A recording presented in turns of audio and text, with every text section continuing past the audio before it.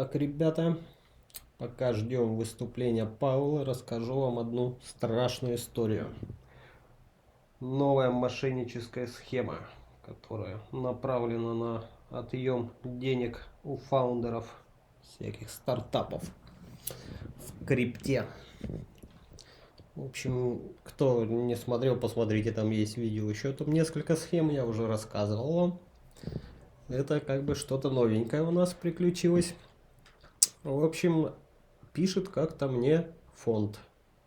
Да, какой фонд? А вот какая-то Victoria Investments из Токио. Ну, собственно, написали они там, пока мы там с ними переписывались, анкеты я там какие-то заполнял, там о проекте рассказывал. Короче, прошло, наверное, недели 2-3, там, пока я там с ними переписывался, да, там в итоге один товарищ из этого типа фонда говорит: все, у нас инвесткомитет, там туда-сюда, сейчас мы примем решение, короче, все будет чики-пуки. Ну, думаю, ладно. Проходит еще какое-то время. Пишет он: Алексей, ты просто красавчик. Мы тут с пацанами собрались. Подъехала еще якудза. И мы, говорит, порешали, что дадим тебе денег на проект. Все будет нормально. Но есть, говорит, одно но. Тебе нужно оформить гарантию. Гарантию. Сейчас я вам покажу, как оно называется. А, вот ФГБ. Сертификат. Это, короче, типа нашей банковской гарантии, если по-простому. То есть раньше там под контракты или еще там под что-то, под проекты какие-то банки выдавали гарантию. То есть ты туда приносишь контракт, да, определенный. Ну, там в частности у меня там было на строительство. Ну, это давно уже было, как бы сейчас, я не знаю, они есть. Ну, сейчас под госконтракты. А тогда как бы мы делали под... Господи, слово вылетело. Под коммерческие. Ну и все, контракт приносишь, и, допустим, для заказчика нужна банковская гарантия. Это если что-то мы не достроим там, или так далее, там какие-то проблемы будут, банк им как бы возместит деньги, которые они там оплачивают в виде аванса там, и так далее. В то время, если память вот мне не изменяет, брали за это 5% от цены контракта банки. Ну, тогда банков было побольше, то есть это еще было до того, как их всех там исключили, лицензии лишили там и так далее. Раньше их было же дофига. Ну и вот, это суть как бы та же самая. Что если я там не дострою, там проект, там еще там что-то произойдет, там, не знаю, со мной что-то там произойдет, со здоровьем там, и так далее. Как бы вот это типа страховая компания, как бы по этому полису, сертификату, они его называют страховой сертификат ФГБ. Типа инвесторам возместит. Ну ладно. Я говорю: ребятки, ну у вас наверняка есть какая-то компания. Я говорю, про это ФГБ как бы не слышал. У нас есть как бы похожие какие-то продукты, да, на рынке в России. Но как бы не совсем то, что как бы вы хотите. Они говорят: конечно, братан. У нас есть как бы в Гонконге компания страховая, как бы мы с ней давно работаем. Вот, можешь туда обратиться. Ну, я попросил контакты, говорю, давайте контакты, как бы сейчас я там свяжусь. Короче, связываюсь с этой гонконгской, короче, компанией страховой. Ну, они там попросили кое-какие документы, как бы понятно. Юридический адрес там компании, white paper, там, короче, какую-то фигню, на основании которой, как бы, ну, нельзя сделать оценку, там, условно,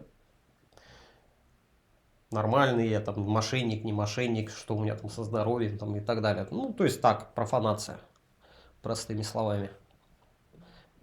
Ну и все, а компания юридически еще не зарегистрирована, потому что непонятно, какую юрисдикцию выбирать там.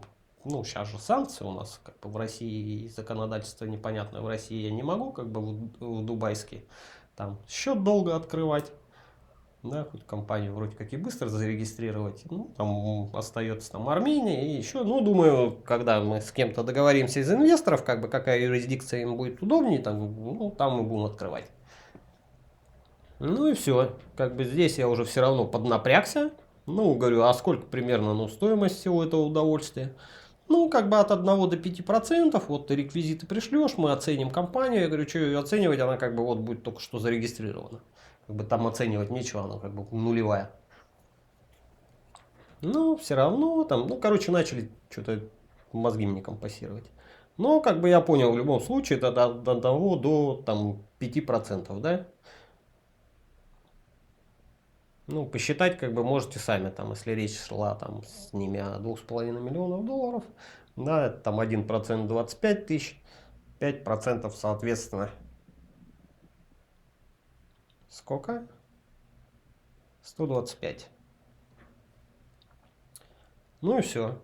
Я как бы этим пишу. Я говорю, ребята, я говорю, так и так, вы, конечно, красавчики. Ну, то есть фонд неизвестный, как бы хрен его знает, где там в Токио у меня как бы знакомых там нет, чтобы ногами как бы туда сходили, да, и узнали, как бы действительно с ними я там переписываюсь или нет, потому что, ну, кто ранее про мошенников всяких выпуски смотрел, там и с помощью нейросетей как бы и видеосвязь как бы человека подделывают, и почты подделывают официальные, и как бы что только не делают. Поэтому это все как бы доверять, что они там бумажки как бы выслали, это такое себе удовольствие. Ну и все, я им написал, я говорю, ребята, как бы давайте без проблем, но вы оплачиваете как бы из-за вот этой суммы, как бы, которую вы обещаете, как бы сами эту страховку. Ну, на что мне, естественно, пришел там ответ, что ну, там куча воды, как бы было написано, какие они прекрасные и хорошие, что мы, какое у нас вместе с ними там ждет светлое будущее, т.д. и т.п. там на 1,5 страницы всякой воды. Ну, по итогу, типа, нет. Типа, вы платите за страховку, потом мы, типа, вам перечисляем, как бы, деньги. Естественно, никто там ничего не перешлет, как бы, как только мы оплатим страховку, как бы, все эти страховая эти пропадут. Будешь искать их непонятно сколько. Как бы вот такая новая схема. Времени потрачено на все это, наверное, месяц, потому что, естественно, про эту страховку как бы тебе говорят уже в самом конце, когда тебе дрюкнут как бы весь мозг. Да, ты им там про проект что-то рассказываешь, им, естественно, насрать как бы на твой проект и вообще, что ты им там говоришь.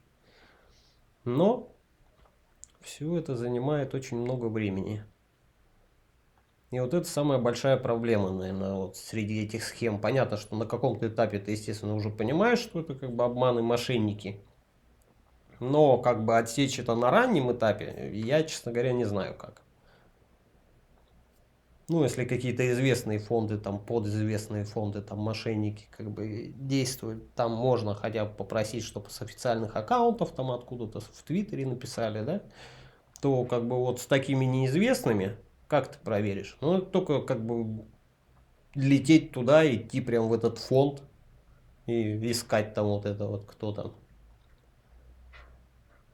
вон, Шимона Чимона, да, и спрашивать у него там, с ним мы переписывались или нет, живые они там есть, там офис или нет, как бы, ну, даже проблема-то не в этом, как бы, он офис даже может быть, может даже вот этот фонд как бы существует на самом деле, но не факт, что как бы они от своего, ну, как бы переписываются от имени фонда могут и мошенники, да, как и переписываются там от криптофондов каких-то известных, да, что они берут вот эту шапку, как бы логотип, и все, и как бы переписываются с тобой.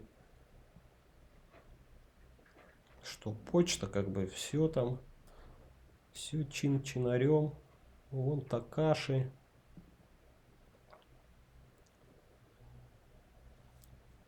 Такаши какой-то.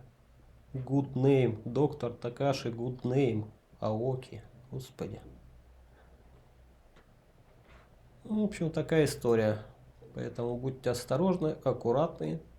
И вообще я сейчас уже как бы ну, никому платить, прежде чем мне заплатят, как бы не собираюсь ни под какими-то предлогами.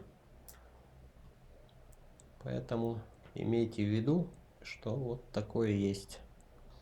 Ну, короче, если бы реквизиты бы я им еще выслал, как бы свои, да, они бы мне там пакет как бы документов выслали там. Инвест-соглашения, там НДАшки и прочую всякую фигню. Но нас так просто не обманешь. Поэтому все, пока.